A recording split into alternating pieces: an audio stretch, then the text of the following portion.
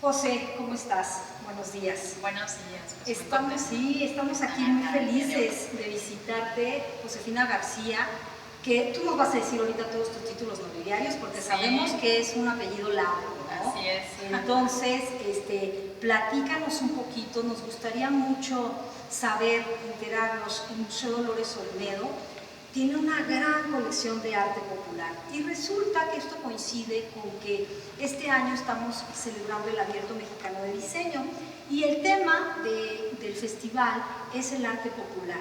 Entonces, pues qué mejor recinto para hablar de arte popular que este museo, el Museo Dolores Olmedo, y nos gustaría conocer un poco, vamos a ir haciéndote unas preguntas para enterarnos cuál es la misión, la función, etcétera.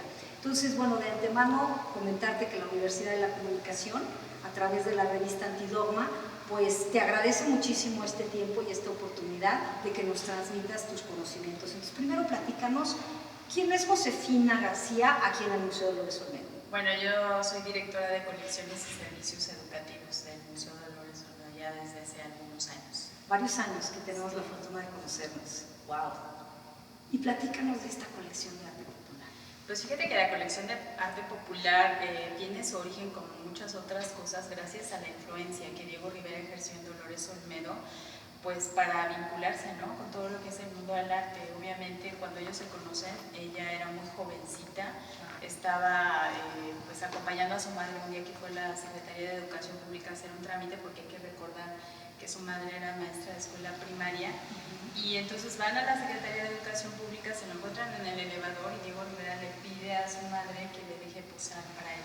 Y entonces posa desnuda, que luego eso Dolores Olmedo lo contaba de una manera un tanto cuanto picaresca, porque decía que que su mamá nunca se enteró que había posado desnuda para Diego, pero justo ahí es cuando Diego Rivera le regala un dibujo y luego una litografía que va a conservar ella y que va a atesorar. Y entonces yo creo que es en ese momento cuando se da cuenta que el arte puede ser coleccionable, ¿no? Y a partir de ese momento pues empieza una trayectoria de coleccionar cosas que ella decía que al principio eran cosas muy sencillas como mariposas, piedritas y cosas por el estilo, pero ya cuando tuvo la oportunidad de comprar obras de arte, pues lo primero que compró evidentemente fue cosas de Diego Rivera.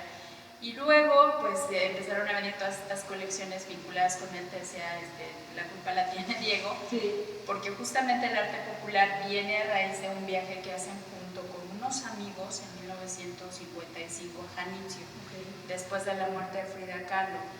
Dolores Olmedo decía que Diego estaba muy deprimido por la muerte de Frida y que entonces varios amigos dijeron, pues hay que organizar un viaje. El viaje curiosamente fue a Janitzio, en Día de Muertos, y entonces ahí pues es cuando ellos se llenan los ojos justamente de esta imagen maravillosa que es visitar la isla y ver cómo se celebra el culto a la muerte ahí. Y entonces ponen un altar de muertos en el Anahuacalli y ahí vienen, ¿no?, las ofrendas tanto en el Anahuacalli, en el Museo Frida Kahlo y por supuesto en el Museo Dolores Olmedo. Ese es el origen de la colección de arte popular aquí. Ok, o sea, surge a partir de esta lindísima tradición de los altares de muertos y a partir de esto es que decide la señora doña Dolores Olmedo generar esta colección de arte popular. Sí, porque fíjate que pues como todo en las ofrendas siempre se dedica a una persona. La ofrenda en el Museo Anahuacalli siempre estuvo dedicada a Diego Rivera, a Frida Kahlo en el Museo Frida, y cuando se abre este museo pues ella dijo, la voy a dedicar a mi madre, ¿no?, a la profesora María Patiño, que de hecho ella siempre trató de impulsar en que se conociera que había sido una de las primeras maestras egresadas de las escuelas normales para señoritas, escuelas primarias al aire libre. Hay varias escuelas aquí en Xochimilco, y tanto de nivel preescolar, primarias y grado medio superior, que llevan el nombre de la profesora, porque fíjate que esos terrenos justamente los donó Dolores Olmedo para estas escuelas, y pues siempre preocupada por la cuestión de la educación. Entonces, pues aquí en el Dolores Olmedo la ofrenda se dedicaba a ella, y esa era una de las temáticas, digamos, de la ofrenda. La segunda cosa es que tenía que ser con una temática histórica, artística, deportista. Dependía como del suceso que estaba sonando en ese momento pues en la vida pública del país, del tema al que se dedicaría la ofrenda. Yo te puedo decir, por ejemplo, que hemos tenido temas vinculados con la independencia de México, con la Revolución Mexicana, con las Olimpiadas. Hemos tenido varias ofrendas dedicadas a las Olimpiadas y pues siempre, ¿no? Una cuestión de historia o de arte. Y la otra cosa, que es ahí donde viene el asunto del arte popular, es que siempre se dedicaba a un estado de la República Mexicana. Entonces, sin proponérselo, Dolores Olmedo fue haciendo una colección de piezas de la República Mexicana, que ahora tenemos 14 estados presentes en nuestra colección de arte popular. Me encantaría que pudiéramos decir, tenemos a los 32. Todavía no, estamos en vías de... Claro. Hemos tratado de hacer algunas alianzas con algunos estados de la República Mexicana justamente para que nos donen piezas y para ponernos en contacto con los artistas más pues, representativos de cada localidad, y ahí vamos un poco, ¿no? Okay. ¿Y qué comprende esa colección de arte popular? Porque digamos, aquí estamos delante de varios ejemplares, tenemos muchas Catrinas en este momento, pero además de eso, a nivel formatos, técnicas, ¿qué tienen en su acervo? Mira, básicamente lo que predomina es la cerámica, porque hay que recordar que en las ofrendas de muertos, pues lo que se ofrece son los alimentos, básicamente, ¿no? El pan, los dulces.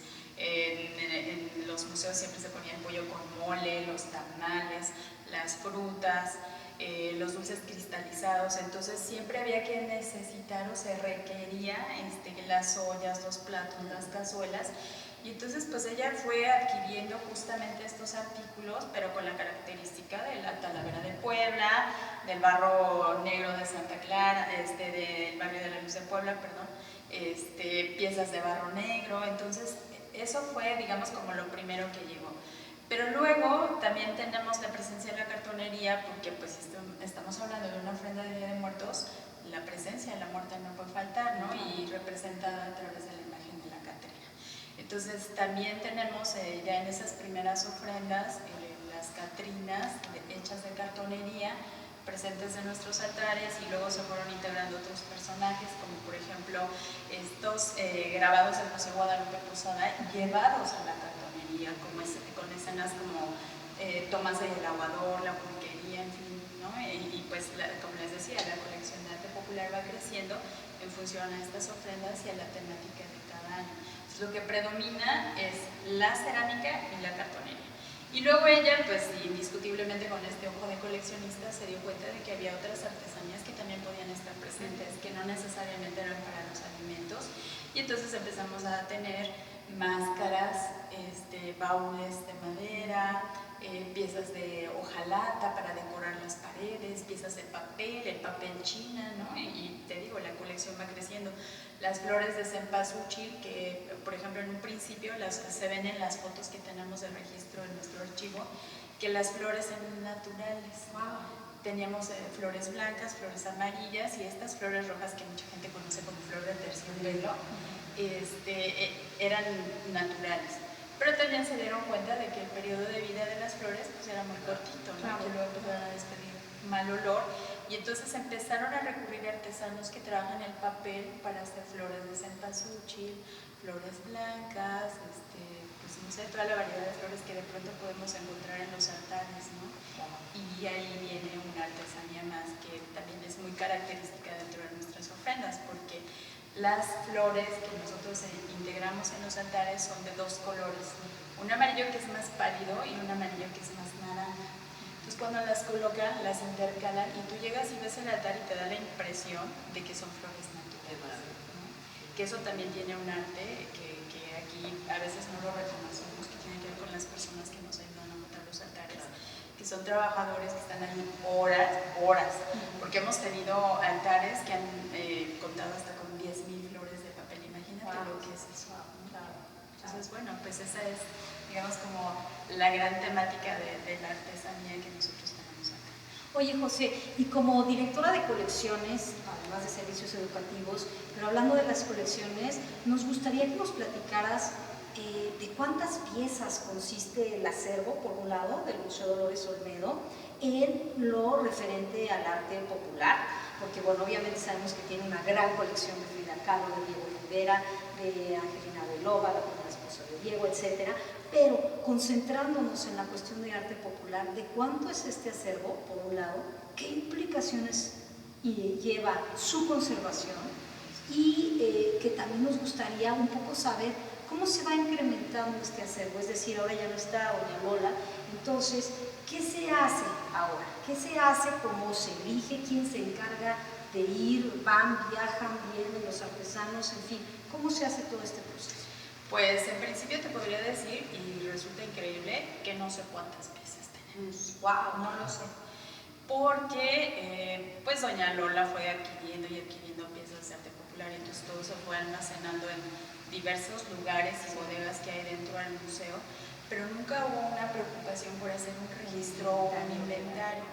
Entonces, cuando yo me hice cargo de las colecciones, pues bien lo mencionas, ¿no? Nos enfocamos a trabajar en inventariar y revisar las colecciones de Diego Rivera, de Frida Kahlo y todos los demás artistas, el arte prehispánico también, trabajamos mucho con el INA, y el arte popular teníamos como el dilema de contar, o contar y buscar de dónde era.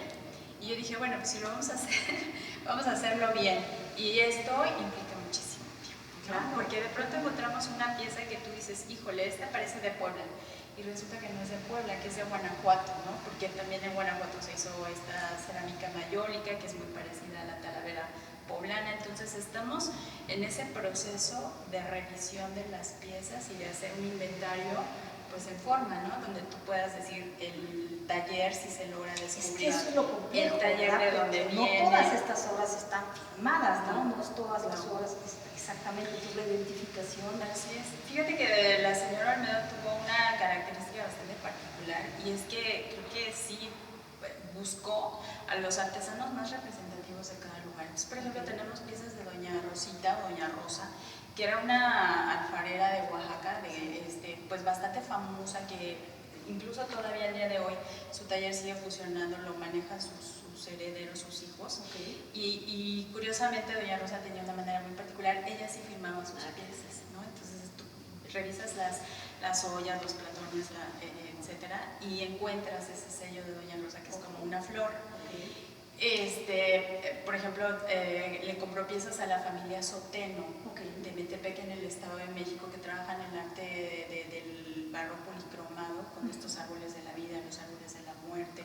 Tenemos una yunta, entonces sabemos que es de la familia Soteno, ¿no? Y así te vas recorriendo los estados, entonces identificas como estos artesanos que eran los famosos, pero luego vienen las piezas que no son de los famosos, que sí provienen de ciertos talleres, y que ahí es donde viene, como te decía, el trabajo arduo de identificar si son o no son de tal estado, porque a lo mejor las características se parecen a las de otro lugar, hacer el registro fotográfico. Estamos con este inventario que les tomamos fotografías por los 6 lados, ¿no? Por enfrente, por atrás, por el costado derecho, costado izquierdo, por arriba, por abajo, y entonces hacemos este registro y la procedencia. Entonces, por eso te digo, no te podría decir ahora a ciencia cierta cuántas piezas hay en la colección del Olmedo. Yo especulo, por lo que conocemos, por lo que vemos en las bodegas, que debe de haber entre 3.000 y 3.500 piezas. Wow. Y obviamente, pues lo que dices, cada año vamos adquiriendo más, porque de pronto pues las temáticas también cambian, y hemos tratado de mantener esta idea que ella tenía de que siempre hubiera una temática histórica. Por ejemplo, el año pasado dedicamos nuestro altar a las culturas del mundo y cómo celebran la muerte, ¿no? Entonces, tuvimos la representación de los egipcios, de los chinos, los mayas, en fin. Y este año, por ejemplo, la ofrenda está dedicada a los ingenieros, a los arquitectos y artistas que contribuyeron a la transformación de la Ciudad de México. Entonces, pues ahí evidentemente la cartonería juega un papel importante, y entonces vamos a adquirir piezas nuevas de cartonería.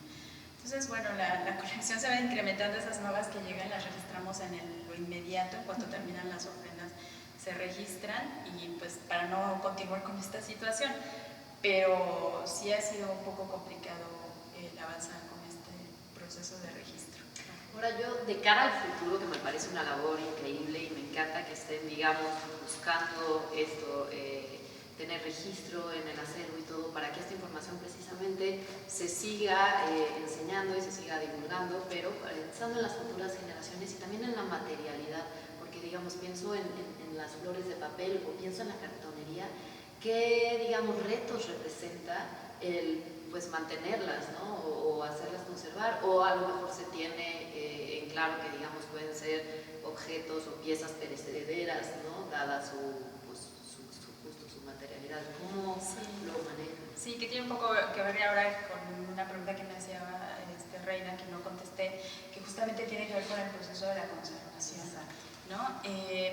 Pues las piezas de cerámica en realidad no tenemos tanto problema con ellas. Se trabaja en una conservación preventiva que tiene que ver con la limpieza, quitarles el polvo, el estarlas realizando cotidianamente para pues justo eso, ¿no? Que el polvo no se acumule, que luego no quede una capa de cochambre, que nos ha pasado justamente con algunas de las piezas que ya se restauraron y se limpiaron, que tú las veías y decías, bueno, pues ahí está, ¿no? Están opacas. No, bueno, cuando las limpiaron quedan con unos brillos espectaculares, bonitas. En el caso de la cartonería, creo que es el problema que más frecuente tenemos porque padece de una plaga que se llama carcoma, que eso es imposible de controlar. Porque como toda plaga, pues tiene sus periodos, ¿no? Ahora sí que nacen, crecen, se reproducen y mueren. Y estamos en un proceso de fumigación constante. Todos los años fumigamos nuestras bodegas, tenemos nuestro periodo de fumigación. Pero la misma persona que viene a fumigar siempre me ha explicado esto, ¿no? Que una plaga de ese tipo es muy difícil de controlar porque las piezas de cartonería pues, tienen unos lugares ahí muy recónditos, sí, claro. Y entonces siempre las estamos monitoreando, tratamos justamente de esto de someterlas a sus procedimientos de fumigación. Hemos encontrado la plaga, entonces de inmediato cuando la identificamos la pieza se va a fumigación de manera independiente. En el caso de la cerámica, por ejemplo, ahorita que tenemos aquí a nuestra espalda estas piezas de cerámica catrinas de Moroleón en Guanajuato, por ejemplo, hemos estado trabajando con la reintegración de pequeñas piezas, ¿no? Son figuras muy frágiles que se rompen con mucha facilidad, los brazos, los elementos decorativos de los sombreros, de la indumentaria. También en este caso se ha hecho la restauración. Ahorita tenemos aquí en la exhibición 60 piezas y les puedo decir que nos llevó 3 años hacer la restauración porque se hicieron los deditos, las flores, algunas se reintegraron los bracitos. Teníamos varias de ellas pues fragmentos pero no completos, entonces se les da pues carácter, digamos que lo más digno que se pueda para exhibirlas, ¿no? Tenemos otra parte de catrinas que ahora van a entrar justamente en este proceso también de restauración. El trabajo en la madera, las máscaras, por ejemplo, que están hechas de madera, pero tienen hueso, piel, crin de caballo, aplicaciones de vidrio, en fin, pintura. Entonces, por ejemplo, esas son un poco difíciles en cuanto a su conservación porque los artesanos pues no ponen una capa, digamos, como de protección a la madera o una base y luego pintan, sino que directamente la pintan y ya la venden, ¿no? Entonces, el problema para nosotros es que cuando la madera se reseca muchísimo, la pintura se empieza a escamar. Entonces, consolidar eso y detener el proceso de deterioro también eso ha sido de pronto complicado. Afortunadamente contamos con un equipo de conservación y de restauración que pues está trabajando en esto y esos han sido los procedimientos. Y hay otras cosas que sí pues se pierden, ¿no? Las flores de papel, los pliegos de papel china. Pues estos no hay manera de preservarlos. Mira, rescatamos y rescatamos mucho, ¿no? Pero evidentemente pues habrá piezas que al momento en el que las colgaste o las descolgaste se rasgan, entonces esos pues se desechan. Hay otras piezas, las de cartonería, que de pronto tenemos algunas que son modificables, que les puedes cambiar la indumentaria y que a lo mejor pues hoy fueron un mesero en la ofrenda, otro día son un remero de una trajinera, en fin. Esas nosotros les llamamos pues de utilería porque no provienen de un taller artesanal, no tenemos identificado al artesano, se hacen justamente con estas características y así se solicita, ¿no? Por ejemplo, que puedan tener articuladas los brazos para que las puedas mover y asumir distintas posturas. Entonces, esas sí, digamos que pues pueden ser perecederas. Y las que cuidamos mucho pues son las de autor, como las de Pedro Linares o todos los Linares que han venido después de Pedro, los hijos y los nietos que han seguido con esta tradición de la cartonería. Entonces, pues así es como las hemos mantenido. Qué maravilla, José. Y a mí me gustaría muchísimo preguntarte, porque después de toda esta cátedra que estamos recibiendo sobre el arte popular y la conservación y la existencia y la pues el incremento de piezas y demás, vendría una parte súper importante dentro del lado del museo, justamente la parte educativa, es decir, cómo se comunica toda esta colección y toda esta información, porque, por ejemplo, estos grandes conocimientos que hay detrás de cada una de las piececitas, lo que implica no solo el trabajo, sino este proceso que tiene poco a poco para mantenerlas y preservarlas en el tiempo y demás. Pero eso, ¿qué estrategias tienen ustedes dentro del área de educativos para dar a conocer las colecciones? ¿Cómo operan? Es decir, yo aquí vengo y cómo me entero, ¿tienen algún área? ¿Cómo obtenemos toda esta información? Bueno, mira, el periodo en el que más se promueve el arte popular justamente es en los Días de Muertos y ahora en la Semana Santa, porque montamos un altar de Dolores que también integra piezas de arte popular, y entonces es cuando más se lucen esta colección o estas colecciones. Dentro de las salas, la gente cuando hace el recorrido pues encuentra las cédulas informativas que te hablan un poco de la vida de los artesanos, te dicen de qué taller provienen estas piezas, y luego a lo largo del año vamos haciendo algunas actividades didácticas para la familia, los rallies o las actividades específicas por edades. En el verano nos vinculamos al Programa Nacional de Verano, donde también procuramos siempre integrar la colección de arte popular. Por ejemplo, este año prácticamente la actividad estuvo enfocada a la sala de arte popular y hacíamos, se llamaba el tema museos y accesibilidad, y siempre enfocamos la accesibilidad a la cuestión de pues, las personas que tienen distintas discapacidades, pero también un museo es accesible desde el punto de vista de que en un solo sitio puedes encontrar artesanías de 14 estados de la República Mexicana, que es una manera de ser accesible diferente, ¿no? Te damos el acceso a estas comunidades, al trabajo de estos artesanos, valóralos, cómo te identificas con los artesanos, tienes cosas en común o qué diferencias identificas, y luego cómo promoverías tú esto con el público internacional. Y fíjate que, por ejemplo, este año en el Programa Nacional de Verano, que nos vinculamos también con la temática de museos y accesibilidad, yo dije, bueno, ¿por qué no hablamos de la accesibilidad en otro sentido? Nosotros tenemos esta complicación de que como somos un espacio histórico, el museo no puede ser sometido a grandes modificaciones, por ejemplo, pues para hacer rampas, poner elevadores y demás.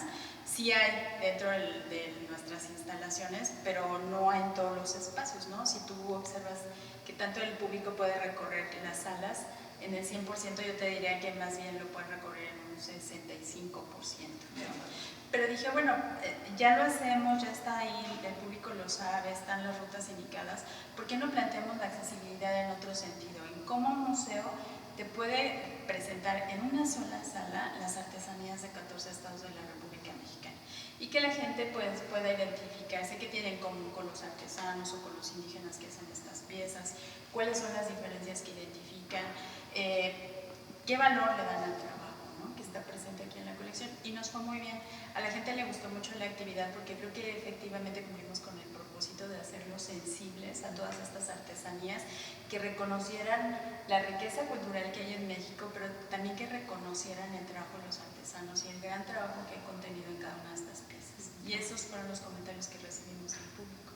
Qué maravilla. Y justamente hablando de público, yo quería preguntarte, digamos, ustedes llevan un recuento de cuántos visitantes, es para ustedes importante la numeralia, pero también, digamos, las impresiones a nivel cualitativo, qué comentarios les hacen, de qué se llevan de aquí, porque claramente sabemos que los museos son organismos vivos y que se deben al público, ¿no? Claramente, y son espacios que ofrecen servicios, y digamos, ¿cómo es esta vinculación entre público, Dolores Olmedo? Porque digamos, si bien son organismos vivos los museos, me parece que mucho más, porque también hay que decirlo, los jardines, los xoloscuincles, los pavos reales, todo esto, ¿cómo lo vinculan ustedes con su público y se acercan a él para que, vamos, siga esta sincronía o sintonía entre museo y público? Pues fíjate que tenemos, siento yo, muy bien identificado nuestro público. Te podría decir que el 65% de nuestros visitantes son nacionales, el resto son extranjeros, y pues estos extranjeros que llegan aquí al museo llegan porque verdaderamente quieren venir al Olmedo, no porque se lo encontraron en el camino. Por ejemplo, si tú vas al centro, pues vienes ahí en un radio de 3 cuadras, 20 museos, y entonces dices, ay, el Museo del Templo Mayor, me voy a meter a ver qué hay, o el Palacio Nacional, no sé. o vas a Reforma igual, ¿no? Aquí no, aquí la gente que viene es porque realmente quiere acercarse al museo y conocer sus colecciones. Entonces sí los tenemos identificados, curiosamente lo que más vienen son, en el caso de los extranjeros, europeos. Hemos identificado muchos alemanes, italianos, los norteamericanos yo creo que han de estar como en el tercer rubro, y bueno, de ahí otras nacionalidades. Hace poco empezamos a recibir visitantes coreanos, ¿no? Que también los coreanos ahora están viajando mucho, los chinos pues indiscutiblemente, chinos poco, pero hemos identificado que coreanos hemos tenido, por lo menos en este año, bastante presencia de visitantes coreanos. Y luego, pues tenemos identificada la numeralia, como tú dices, llevamos un registro diario de visitantes. Los periodos en los que más gente recibimos es durante la época de Semana Santa y durante los días de muertos, ahí rompemos nuestros récords de audiencia. Y cuando presentamos alguna exposición temporal que resulta muy atractiva, muy taquillera, estos llamados blockbusters, pues ahí es cuando vemos, ¿no?, que la dinámica de la vida del museo cambia. Tenemos un público ya cautivo también que suele venir con mucha frecuencia en los fines de semana, porque todos los sábados y los domingos tenemos un evento a la 1 de la tarde. Entonces vienen, por ejemplo, los sábados, que es el evento para los niños, pues ya vemos a las familias, ¿no? Hay muchas familias de los alrededores que vienen específicamente con sus niños. Yo creo que aprovechan y, pues, no sé, por 20 pesos ya tenemos el teatro, tenemos este jardín maravilloso que tú mencionabas, y pues creo que sí tenemos, como te decía, bien identificado el público. En cuanto a la cantidad de material que se genera, pues es muy variable. Tenemos nuestro boletín bimestral que se no falla, siempre está presente. En él se anuncian las actividades que tenemos, las exposiciones, los eventos de fines de semana, informamos al público dónde están nuestras colecciones, si están viajando o no están viajando. Se generan materiales específicamente para cada exposición, las actividades didácticas. Entonces ahí un poco van variando los números de qué tanto material se genera, depende del tipo de exposición o de lo que queremos comunicarle al público. José, ahí hablando, acabas de mencionar algo que yo quería justamente puntualizar, porque a mí me parece que pues México es verdaderamente una potencia mundial a nivel cultura. Y de hecho te voy a hacer una pregunta, pero que está conformada por dos vertientes. Por un lado, pues sabemos que el Museo Dolores Olmedo es una de las pocas instituciones privadas que hay en el ámbito museístico. Entonces, nos gustaría saber que nos platicaras un poquito sobre el mandato del Museo Dolores Olmedo y cómo es que hace para sobrevivir, porque bueno, evidentemente que mantener una casona como esta y mantener las colecciones, bueno, pues es una labor titánica y por supuesto millonaria. Entonces, por un lado es esa pregunta, ¿no? ¿Cómo hace el Museo Dolores Olmedo para sobrevivir en esta época siendo una institución privada? Y por otro lado, preguntarte, que te digo, son dos vertientes, este papel de embajador de la cultura y el arte que tiene el museo con sus colecciones, ¿no? Tanto los préstamos, ¿no?, que van, como la bienvenida a otras colecciones. Entonces, si nos pudieras hablar en estos dos sentidos, por favor. Sí, pues evidentemente la parte económica es algo que siempre nos preocupa, y yo creo que no solo a nosotros, a todos los museos en general. Como bien lo dices, hay pocos museos privados en la Ciudad de México y bueno, en todo el país, y creo que la labor de conseguir dinero para mantenernos vivos siempre será un tema dentro de este lugar. Cuando se creó el museo hubo un fondo de dinero que se dejó pues a cargo de instituciones bancarias, un fideicomiso que generó Dolores Olmedo, donde ella aporta su colección, el público la recibe o la puede disfrutar, y hay una parte administrativa que se encarga de pues manejar este fondo económico. Digamos, de los intereses que genera este fondo económico es que el museo debiera de mantenerse, cosa que es ficticia, ¿no? Porque en realidad es, o sea, con lo que se gasta en este lugar es imposible mantenerlo. Y luego vienen las entradas de la taquilla, que también es otra situación, porque ya alguna vez hicieron un estudio de cuánto tendríamos que cobrarle al visitante para poder absorber todos los gastos que teníamos. Ese estudio debió haber sido hace alrededor de 10 años, y más o menos el costo que se tenía por persona era sobre 170 pesos, ¿no? Que entonces, es una ganga, para visitar una colección de esta naturaleza. Sí, sí es una ganga, pero no es algo a lo que el público mexicano esté acostumbrado. sobre todo, y eso es muy interesante, sobre todo si tiene que ver con cultura. Exacto, porque sí lo podemos gastar para ir a ver un partido de fútbol. Para ir a ver un partido de fútbol, un concierto de música. Claro. Yo, fíjate que hice un experimento incluso con la gente de aquí del museo un día, pensando justamente en eso después de la encuesta que se hizo, de cuánto se tendría que pagar para mantenerlo si solo viviéramos en las entradas. Yo me di a la tarea de preguntarle a varias personas de las que trabajan aquí, oye, tú que conoces el museo, que lo has visto, lo has recorrido, que trabajas aquí, si no trabajaras, ¿cuánto estarías dispuesto a pagar por ingresar? Bueno, hubo desde quienes me dijeron 20 pesos hasta alguien que sí me dijo que podría pagar 500, ¿no? Wow. Que eso ya se me hizo muy generoso. Y luego les hice la pregunta, ¿y cuánto es lo más que has pagado para ir a un partido de fútbol o a un concierto? O sea, alguien me dijo de un concierto de un artista muy famoso y me dijo, 2,000 pesos pagué por ese boleto, ¿no? Y entonces yo dije, ¿por qué podemos pagar para esas cosas y cuando piensas en cultura sientes que no, que te lo mereces, que debe ser gratuito? Claro. Es una manera... Que alguien debe de tener la obligación de dártelo.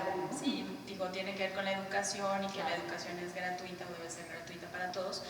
Pero pues esto también cuesta, ¿no? Claro. Entonces, ¿por qué sí puedes pagar 2,000 pesos para ir a un concierto, pero no puedes pagar un poco más para ir a un Y finalmente es un entretenimiento, ¿no? Sí. Es decir, ir a un museo Así es. es un entretenimiento. No, y por ejemplo, tú comparas con museos en otras partes del mundo donde vas al museo, pagas la entrada del museo, pero si hay una exposición temporal, tienes que pagar la exposición temporal. Si hay 3, bueno, no te quiero decir la cantidad. Y si eres extranjero también te cobran más, ¿no? Si eres local. Así es. Entonces, bueno, te decía, la taquilla tampoco aporta mucho a este museo, además no somos un museo caro, creo que nos mantenemos dentro del estándar de los museos que cobran un rango mediano de precio, no estamos ni muy abajo ni tampoco somos de los que más alto tienen su nivel de taquilla. Y pues evidentemente entonces ya viene la parte donde dices, ¿y ahora de dónde saco el dinero? Pues hemos buscado alianzas, ¿no? Y hemos obtenido afortunadamente ayuda de distintas instituciones, hemos recibido patrocinios, incluso la Cámara de Diputados en algún momento nos ha patrocinado proyectos específicos como el poder colocar aire acondicionado en alguna sala, este sistema de climatización para las obras es bien importante, pues bueno, ahí está este proyecto. Alguna vez conseguimos dinero para restaurar la colección de Diego Rivera, una limpieza preventiva y una restauración. Entonces, sí hemos buscado, también ha habido instituciones privadas que nos han aportado dinero para proyectos muy específicos, para proyectos educativos, hemos recibido donación, por ejemplo, de pinturas, papeles, que eso pareciera que no es mucho, pero ya cuando lo ves al paso de los años dices, sí fue una muy buena ayuda, ¿no? El recibir los pinceles, la estopa, la pintura, los papeles, en fin. También viene esta parte que decías tú, que somos unos embajadores en esta parte de la promoción del arte nacional a través de estas 2 colecciones tan importantes para el museo que son Frida Kahlo y Diego Rivera. Y que sí pueden viajar. Y que pueden viajar. Porque las del Museo de Frida Kahlo, por ejemplo, así pues es. No, tienen ahí una restricción por la forma en la que Diego Rivera creó ese fideicomiso, ¿no? Pero en el caso del Dolores Olmedo sí pueden viajar las piezas. Buscamos hacer estas negociaciones con instituciones importantes a nivel mundial. Hemos obtenido en intercambios pues algunos donativos económicos cuando ellos no han tenido las colecciones que nosotros quisiéramos ver en nuestro museo y que queremos traerles al público, pero también hemos tenido estos intercambios bien interesantes, por ejemplo, donde hemos podido ver pintura veneciana, obra de Henry Moore, de James Ensor, el modernismo norteamericano, y la más reciente que hemos tenido, que es la colección del Museo de l'Orangerie, con obras de Picasso, Modigliani, Renoir, Manet. Entonces, ahí es donde viene la riqueza cultural de este museo y donde vienen estos intercambios que nos permiten hacer este tipo de proyectos y que, como dices tú, al mismo tiempo nos permiten pues, ser embajadores del arte mexicano con estos 2 artistas. En algún momento hemos llevado una ofrenda de muertos también acompañando la exposición de Frida. Esta ofrenda se presentó en Santiago de Compostela, en Portugal y luego en Alemania, en Hamburgo, y la gente, bueno, se volvía loca cuando veía el altar de muertos, ¿no? Porque también es algo que habitualmente no ven. Es muy complicado viajar los altares de muertos porque cuesta carísimo el embalaje. sobre todo es el embalaje. Los seguros no son tan caros, las piezas viajan bien, pero el problema es el embalaje y el transporte de eso. Entonces, bueno, lo hicimos aquella vez, afortunadamente lo pagaron y funcionó, les encantó, pero es algo que no hemos vuelto a repetir justamente por eso. Pero siempre estamos como a la búsqueda de estos patrocinios, ¿no? Entonces, siempre serán bienvenidos. Pues yo quería un poco que nos, quienes nos van a estar viendo quizás sean principalmente alumnos de esta Universidad de la Comunicación, que hay que decirlo, son 9 carreras, que están dirigidas como a la creación de contenidos. Estamos hablando de mercadotecnia, de comunicación visual, de gestión justamente de la cultura y las artes, cine, etcétera, ¿no? Que nos están viendo y que se están formando hoy por hoy para ser futuros, pues eso, promotores, gestores de esto a lo que tú te dedicas. ¿Qué les dirías? ¿Qué le dirías a estos chicos y chicas? Pues yo creo que les diría que sea cual sea el rubro al cual se quieran dedicar, siempre lo hagan con mucha pasión, ¿no? Porque justo hace un rato hablábamos de te vas a morir de hambre, porque muchas de las áreas, sobre todo las humanidades, ¿no? Creo que son las que menos recursos tienen, que siempre estamos a la búsqueda de dinero, son las menos pagadas o con los salarios no tan altos, pero creo que cuando algo te apasiona como esto, lo tienes que hacer así, ¿no? Y muy consciente de que no vas a ser millonario, que a lo mejor vas a vivir con los recursos pues, necesarios para tu día a día, pero que uno tiene que hacer las cosas con pasión. Creo que esa es la palabra que podría definir para este tipo de trabajos. Y obviamente pues hay muchas carreras que sí tienen una posibilidad más de desarrollo, ya decías ahora la mercadotecnia, la comunicación, tienen la publicidad, tienes muchos ámbitos u otras áreas que no necesariamente tienen que ver con la cultura. Yo creo que también ahí pueden tener una buena posibilidad de desarrollo, pero siempre con esto, ¿no? Con el gusto, con la motivación y con la pasión. Creo que sería eso. Qué maravilla, pues Josefina García, José querida, muchísimas gracias por habernos brindado tu tiempo, por haberlo compartido con nosotros, por darnos pues esta clase, ¿no? sobre el manejo de los museos, por habernos compartido este momento a nombre de la Universidad de la Comunicación y Antidogma, pues te damos las gracias. Yo espero que esto sea una semillita que siembre, ojalá que se dé a conocer mucho más la colección y que vengan muchos más visitantes para darle vida al arte y la cultura. Pues muchas gracias a las dos, gracias a la universidad y pues un saludo a todos los estudiantes que vean este video y sobre todo pues invitarlos a que vayan al Olmedo y conozcan nuestras colecciones, que conozcan este museo, que a veces me preguntan si somos un museo de historia, si somos un museo de arte moderno. Yo diría que es un museo de lo mexicano. Claro. Así. Perfecto. Muchas gracias. Muchas gracias.